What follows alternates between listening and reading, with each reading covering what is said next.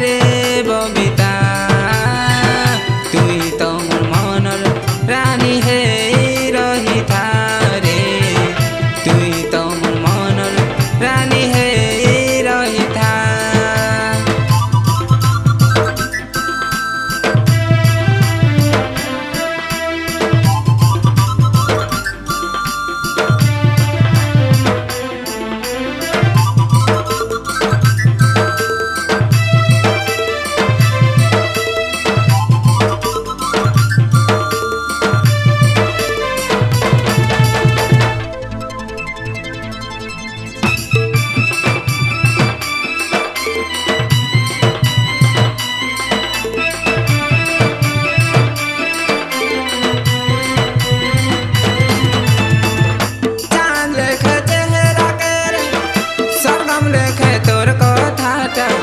पागल बोझा करी देला न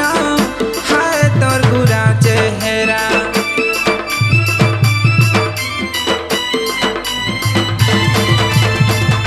चांद लेखे चेहरा के रे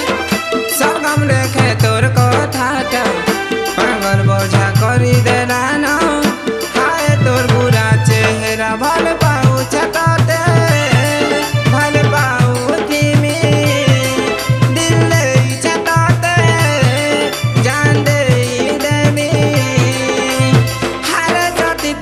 बिना अधूरा ए बबिता हाय रे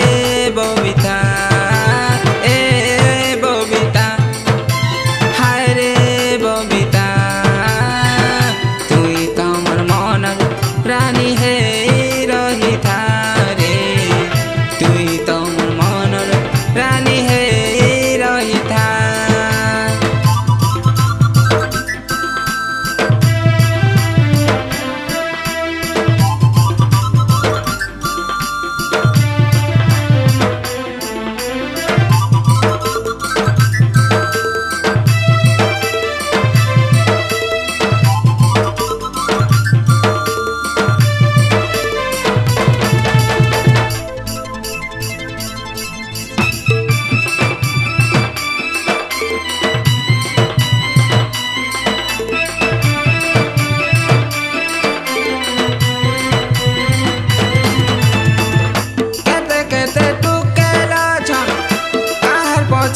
नहीं पड़ी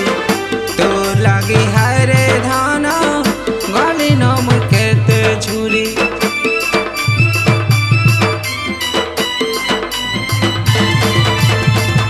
केते केते टुकेला छन काहर पछे मुई नहीं पड़ी तो लगी हाय रे धान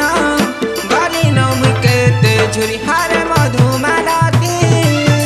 कई दे जीवन साथी